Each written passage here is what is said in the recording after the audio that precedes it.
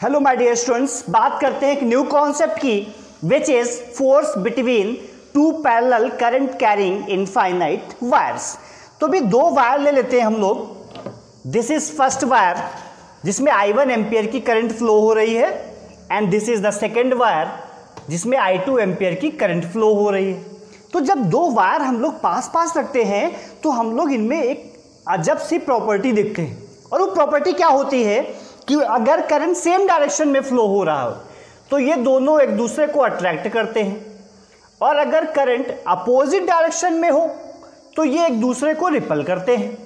तो भी ऐसा क्या है कि जब सेम डायरेक्शन पे करंट फ्लो करती है तो फोर्स अट्रैक्शन का होता है, और जब अपोजिट डायरेक्शन में करंट फ्लो होती है तो फोर्स रिपल्सन का होता है। तो आज के चैप्टर में हम लोग ये डिस्कस करेंगे। तो सबसे पहले डिस्कस करने के लिए सेकेंड वायर को रखते हैं किनारे और बात करेंगे फर्स्ट वायर की।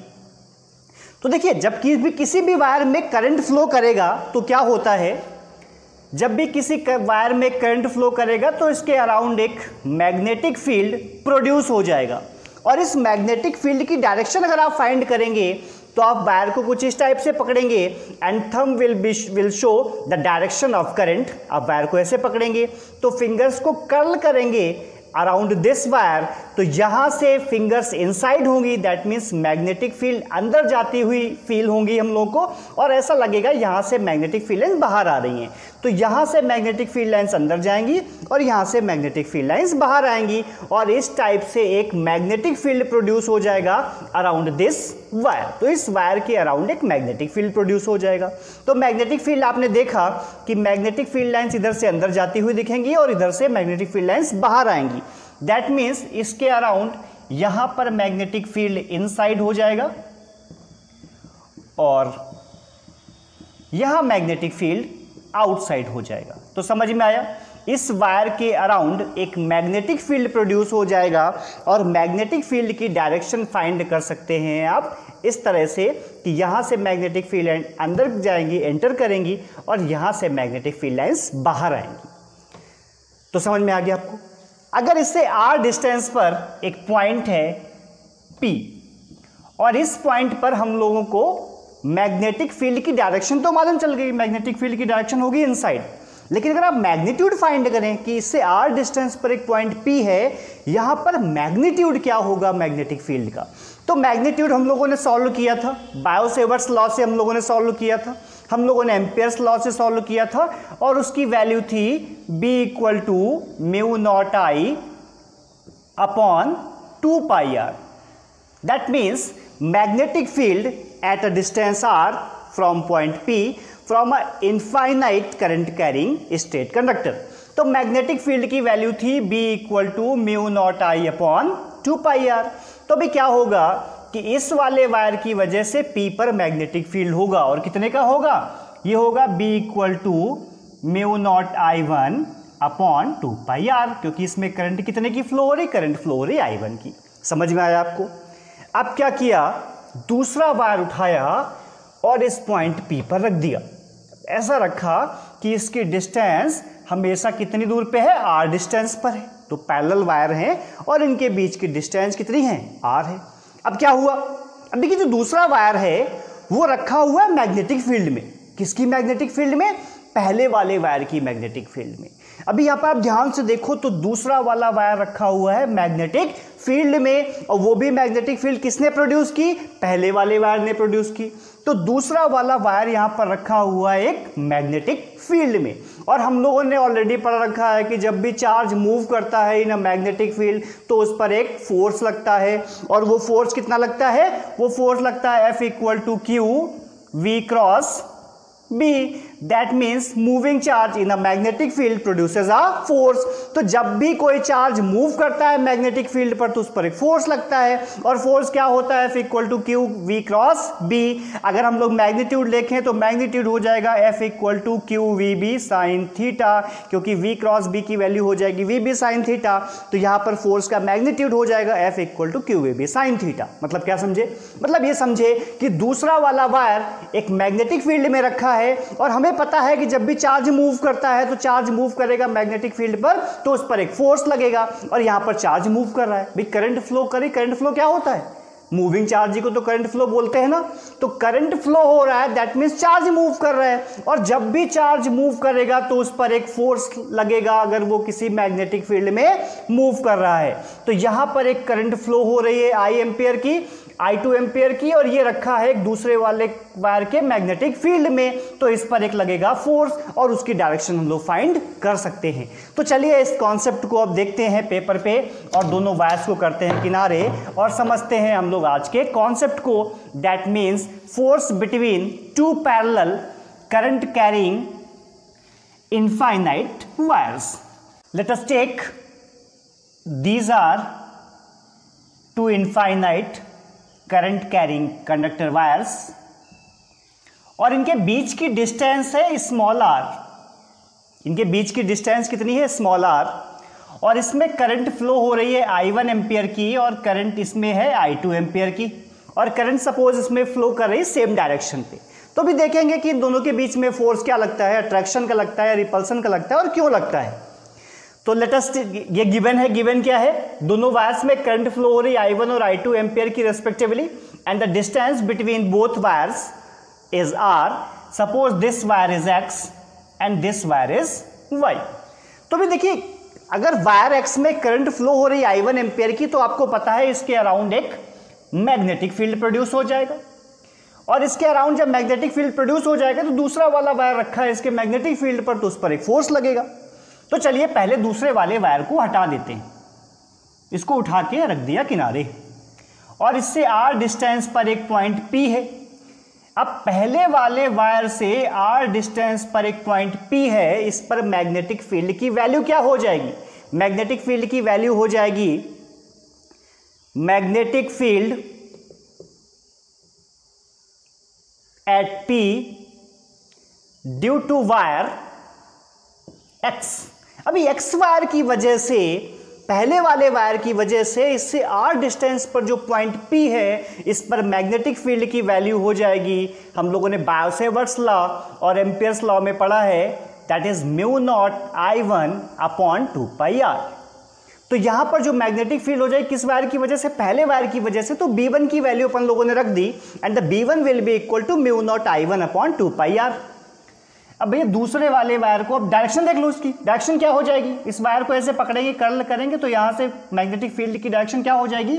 इनसाइड, और यहाँ पर मैग्नेटिक फील्ड की डायरेक्शन हो जाएगी आउटसाइड। चलिए दूसरा वाला वायर उठा के लाते हैं और रख देते हैं यहाँ पर। अब जब दूसरा वाला वायर रख दिया हम लोगों ने यहाँ पर, तो क्या हुआ? अब दूसरा वाला जो वायर है वो आ गया मैग्नेटिक फील्ड में। किसके मैग्नेटिक फील्ड के? पहले वाले वायर के मैग्नेटिक फील्ड में। अब देखिए दूसरे वाले वायर में भी करंट फ्लो हो रही कितने एम्पियर की? I2 एम्पियर की। तो भी दूसरा वाला वायर जिसमें I2 एम्पियर की करंट फ्लो हो रही है और वो पहले वाले वायर के मैग्नेटिक फील्ड में रखा हुआ है, तो देखिए I1 की वजह से इसके अराउंड क्या होगा? एक मैग्नेटिक फील्ड प्रोड्यूस हो जाएगा, और दूसरा वाला वायर रखा गया है मैग्नेटिक फील्ड में। किसके मैग्नेटिक फील्ड में? पहले वाले वायर के मैग्नेटिक फील्ड में। ऐसे केस में क्या होगा? इस पर एक फोर्स लगेगा, और फोर्स की डायरेक्शन आप कैसे फाइंड करेंगे? With right hand rule. ये जो फिंगर्स हैं ये शो करेंगी डायरेक्शन ऑफ मैग्नेटिक फील्ड को, थंब शो करेगा डायरेक्शन ऑफ करंट को, और ये फोर्स शो करेगा फोर्स को। तो अभी आप हाथ को ऐसे रखेंगे तो देखिए magnetic field lines inside, thumb किसको शो करेगा? करंट को, थंब अपवर्ड रखना है, और फोर्स की डायरेक्शन क्या दिख रही? इस साइड। फोर्स लगेगा लेफ्ट साइड पे, मतलब इस वायर की तरफ। अभी क्या हुआ? मैग्नेटिक फील्ड लाइंस, ये जो फिंगर्स हैं वो शो करेंगी मैग्नेटिक फील्ड लाइंस की डायरेक्शन को, थंब शो करेगा करंट की डायरेक्शन को, और ये शो करेगा फोर्स को। तो अभी जब आप ऐसे फिंगर रखेंगे, देखो magnetic field inside, fingers inside हो गई, थंब अपवर्ड्स, तो डायरेक्शन किधर हो गई? फोर्स की। ये शो कर रहा है फोर्स की डायरेक्शन को, तो फोर्स हो गया टुवर्ड्स द वायर। तो ऐसे केस में इधर की तरफ एक फोर्स लगेगा, और वही होगा फोर्स ऑफ अट्रैक्शन का। समझ में आ गया आपको? तो अभी पूरे इनफाइनाइट वायर के लिए हम लोग फोर्स ना फाइंड करके इसकी एक L लेंथ ले लेते हैं। तो सपोज इसकी एक L लेंथ ले ली, और L लेंथ के वायर के लिए हम लोग फोर्स निकाल लेंगे, और बाद में इनफाइनाइट की भी बात कर ली जाएगी। तो पहले हम लोग क्या करेंगे? पहले हम लोग पूरे इनफाइनाइट लेंथ के वायर के लिए फोर्स फाइंड नहीं करेंगे, हम लोग L लेंथ के पीस पर फोर्स निकाल लेंगे, और बाद में हम लोग इनफाइनाइट वायर की भी बात कर ली जाएगी। तो सपोज यहाँ पर जो वायर का पीस है वो L लेंथ का है और उस पर फोर्स किधर लगेगा, फोर्स लगेगा टुवर्ड्स द फर्स्ट वायर। तो ऐसे केस में फोर्स क्या हो जाएगा, force acting on second wire that is wire Y, wire due to first wire. तो भाई सेकेंड वायर पर एक फोर्स लगेगा और फोर्स की वैल्यू फार्मूला क्या होता है, फार्मूला होता है F equal to BIL sine theta. Formula आपने पढ़ा है F equal to BIL sine theta. तो यहां पर देखिए फोर्स, देखिए फोर्स किस पर लग रहा है, सेकेंड वाले पर। किसकी वजह से लग रहा है, फर्स्ट वाले की वजह से। तो F21 की वैल्यू क्या हो जाएगी, देखिए फोर्स किस पर लग रहा है, सेकेंड वाले वायर पर, किसकी वजह से, फर्स्ट वाले पर। तो F21 की वैल्यू क्या हो जाएगी, अभी ये किस मैग्नेटिक फील्ड में रखा हुआ है, B1 के। तो B1 और उसमें करंट कितने की फ्लो कर रही है, I2, और उसकी लेंथ कितनी है, L, और एंगल कितना है। देखिए ये डायरेक्शन है करंट का और मैग्नेटिक फील्ड है इनसाइड। तो मैग्नेटिक फील्ड है इनसाइड, करंट का डायरेक्शन हो गया ये, तो दोनों के बीच में एंगल कितना हो गया, दोनों के बीच में एंगल हो गया 90 डिग्री का। तो डीएल वेक्टर जो होगा उसकी डायरेक्शन ये, करंट का डायरेक्शन इनसाइड, तो दोनों के बीच में एंगल देखेंगे तो एंगल कितना हो जाएगा, एंगल हो जाएगा 90 डिग्री का। तो साइन 90 डिग्री। यहां पर वैल्यू देखो तो F21 की वैल्यू क्या हो जाएगी, B1 की वैल्यू आप पहले ही फाइंड कर चुके हो, mu not I1 upon 2 pi r and into I2 और इंटू L। ये हो जाएगा force on the second wire due to first wire. इसकी वैल्यू क्या हो जाएगी, F21 की वैल्यू हो जाएगी mu not I1 I2 upon 2 pi r into length L। तो ये तो हो गया L लेंथ पर लगने वाला फोर्स। तो हम लोग चलिए सॉल्व करते हैं, यूनिट लेंथ के निकाल लेते हैं। Force acting on unit length, तो भी हम लोग क्या करते हैं, यूनिट लेंथ की वजह से फोर्स निकाल लेते हैं, दैट मीन्स L से डिवाइड कर देते हैं। तो ये क्या हो जाएगा, ये हो जाएगा F21 upon L will be equal to mu not I1 I2 upon 2 pi r। This is force acting per unit length on the second wire, और इसकी वैल्यू क्या हो गई, mu not I1 I2 upon 2 pi r। तो अभी आपने देखा कि force on second wire due to first wire per unit length will be equal to mu not I1 I2 upon 2 pi r। मतलब क्या हुआ कि दूसरे वाले वायर की पर यूनिट लेंथ पर एक फोर्स लगता है और वो कितना लगता है, F21 का। अभी आपने न्यूटन्स थर्ड लॉ पढ़ा है, एक्शन रिएक्शन, तो वहां पर F21 इक्वल होगा F12 पे। दैट मीन्स जितना फोर्स सेकंड वायर पर लग रहा है फर्स्ट की वजह से, सेम फोर्स लगेगा फर्स्ट वायर पर सेकंड की वजह से। और फोर्स की वैल्यू क्या हो जाएगी, suppose this force is represented by F, then F upon L will be equal to mu not I1 I2 upon 2 pi r। तो समझ में आ गया आपको कि फोर्स की वैल्यू पर यूनिट लेंथ क्या होगी, it will be mu naught I1 I2 2 upon 2 pi r। अभी देखिए करंट सेम डायरेक्शन में है तो फोर्स अट्रैक्शन का लगता है। अगर आप डायरेक्शन चेंज कर दें, सपोज क्या किया हमने, सेकेंड वायर में डायरेक्शन चेंज कर दी करंट की।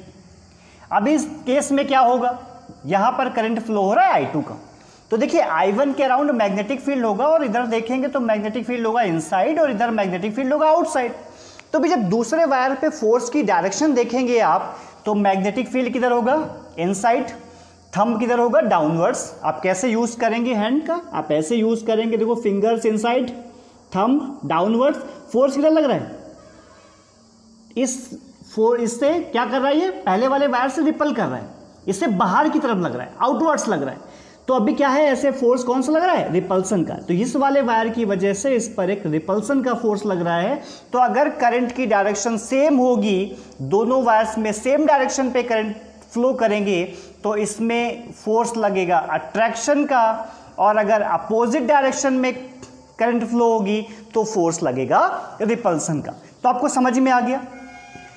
तो अभी हम लोगों ने क्या किया, अभी हम लोगों ने फोर्स देखा सेकेंड वायर पर ड्यू टू फर्स्ट वायर।